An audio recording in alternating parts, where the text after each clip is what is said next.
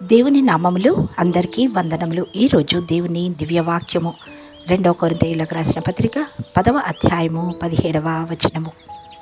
అడు ప్రభునందే అతిశయింపవలను.